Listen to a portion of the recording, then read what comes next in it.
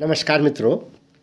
आजकल पूरे हमारे भारतवर्ष में जनगणना का कार्य शुरू हो गया है और आजकल जो हमारे प्रगणक हैं या जो सुपरवाइजर्स हैं जिनकी ड्यूटी लगी हुई है इसमें जनगणना के कार्य में, और इसमें मैं समझता हूँ कि अधिकांश रूप से शिक्षकों की ड्यूटी इसमें लगी हुई है। अन्य विभागों के लोग भी हैं, तो वो लोग घर घर जा कर के आजकल जो है जनगणना मकान, भवन नंबर, मकान सूचीकरण का कार्य हो रहा है। और फिर जो हमारी जनगणना है जो सबसे पहले 1872 में शुरू हुई थी और 1881 से नियमित रूप से ये होने लगी।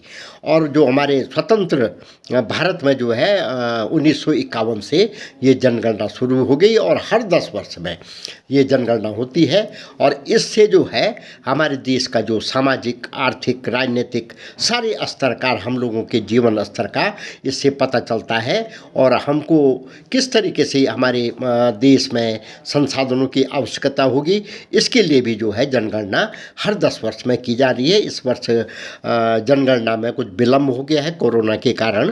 तो अभी इससे पहले 2011 में जो जनगणना हुई थी तो उसमें जैसे लोग हम कह रहे थे, भारत सरकार का भी था कि हमारी जनगणना हमारा भविष्य, यानी कि अगर सही रूप से हमारी जनगणना हो गई तो उसी के आधार पर हमारा भविष्य भी निर्धारित होता है, योजनाएं बनती हैं और जो हमारे विभिन्न जो हमारे प्रदेश हैं उसमें लिंगानुपात का पता चलता है।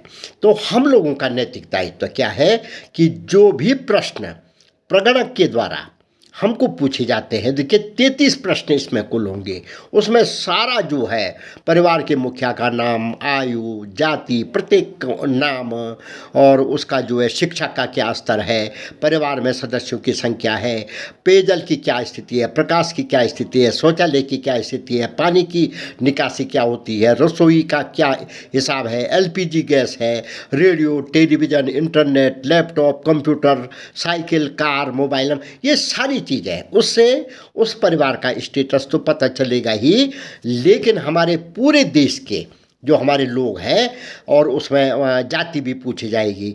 तो प्रत्येक जो हमारा देश है उसका हमारा अब क्या स्तर पहले की जनगणना में था और आज हमारा स्तर कहाँ पर पहुँच गया है। देखिए, जब जनगणनाएँ होती हैं तो उसी के हिसाब से योजनाएं बनती हैं। पिछली योजना में हमने मतलब पिछली जब योजना की थी, मुझे मेरा बड़ा सौभाग्य रहा कि मुझे 3 जनगणना में अपने सेवा काल में, चाहे प्रगणक के रूप में भी, सुपरवाइजर के रूप में भी और अधिकारी के रूप में, क्योंकि पदोन्नतियां होती गई तो हमको उस स्तर से नैतिक जिम्मेदारी जो हमारे जो दायित्व हमको थे सरकारी वो मिलते गए। तो मुझे बहुत अच्छी तरह जानकारी है, मुझे बहुत अच्छी तरह मैं समझता हूँ कि जनगणना का कार्य कितना महत्वपूर्ण कार्य है। इसलिए हमको प्रगणक के द्वारा जो भी जनगणना कर्मी आए, एक तो उनका पूरा हम लोग सहयोग करें, क्योंकि उनको बहुत बड़ा क्षेत्र होता है, उनका 100, 150, 200 परिवारों के पास जाना है, प्रत्येक भवन के पास जाना है।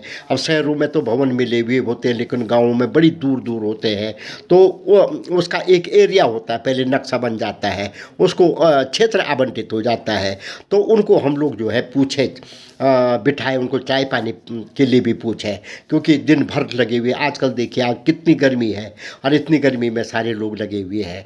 तो हमको उनको पूरे का पूरा सहयोग करना है और अपना समय दे करके, क्योंकि इतने महत्वपूर्ण कार्य के लिए लाखों जो हमारे जनगणना कर्मी हैं पूरे देश में लगे हुए हैं, और अगर इसमें थोड़ा भी अगर लापरवाही हो गई तो कहीं का कहीं हो जाता है। तो इसलिए अच्छे आगे कार्यक्रमों के लिए अच्छी जनगणना, सही जनगणना का होना बहुत ज़रूरी है। इसके लिए उनकी बाकायदे ट्रेनिंग की गई है और मास्टर ट्रेनर्स के द्वारा इसके बारे में उनको बहुत अच्छी तरह, इस समय तो डिजिटल जनगणना है, पहले मैनुअल होती थी, 2011 में भी मैनुअल रही, तो इस समय डिजिटल जनगणना है। तो ऐप के माध्यम से ये गणना हो रही है तो हमें जो भी हमको हमारा दायित्व है कि प्रश्न पूछे जाए वो बताएं उनको। और दूसरा जो है उनको हम ये भी सहयोग करें कि वो हमारे घर पे आए, हमारी गणना पूरी हो गई तो हम अपने बगल के घर में जहाँ पर उनका जो भी जनगणना मकान का नंबर होगा या आगे होता है अगल बगल के गांव से, तो उसका हम उनको रास्ता बताएं कि भाई इधर से आप जाइए तो यहाँ से आपको सुविधा होगी। तो निश्चित रूप से उनका मनोबल बढ़ेगा और जनगणना करने में उनको सुगमता होगी। तो ये तो रही जनगणना की बात। दूसरा, एक मतदाता सूची का पुनरीक्षण का कार्यक्रम भी चल रहा है, तो उसमें भी जो BLO लगे हुए हैं, BLO बूथ लेवल ऑफिसर, उसमें भी लगे हुए हैं, तो वो भी साथ साथ चल रहा है। मतदाता सूची का अगर सही मतदाता सूची बनी होगी तो मतदान भी सही होगा, और मतदान सही होगा तो हम सही रूप से अपने जनप्रतिनिधि का चुनाव कर पाएंगे।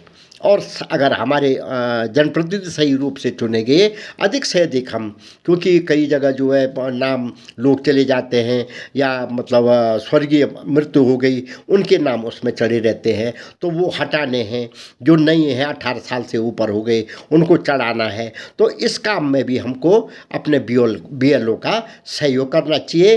और अगर वो कोई सूचना हमसे चाहते हैं तो हमको वो सूचना देनी चाहिए। और अन्य के बारे में भी अगर हमको जानकारी है और हम जानते हैं कि भाई ये व्यक्ति जो है ये अब यहाँ नहीं रहता है, कोई बाहर चला गया तो उसका नाम विलोपित करना होता है, कोई आ गया तो उसका नाम चढ़ाना होता है।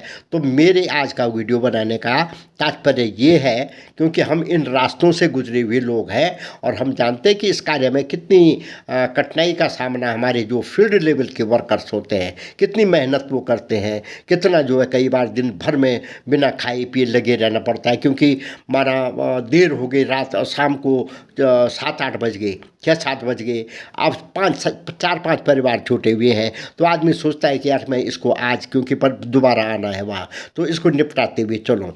तो हम लोगों का दायित्व हो जाता है कि हम उनकी मदद करें, उनका सहयोग करें। इसी के साथ जो है हम ये अपेक्षा करेंगे कि हमारे देश की जो जनगणना है वो बहुत अच्छी तरह संपन्न होगी। हमारी जो मतदाता सूचियाँ हैं वो बहुत अच्छी तरह, बहुत अच्छे ढंग से बनाई जाएंगी। धन्यवाद। जय भारत, जय उत्तराखंड।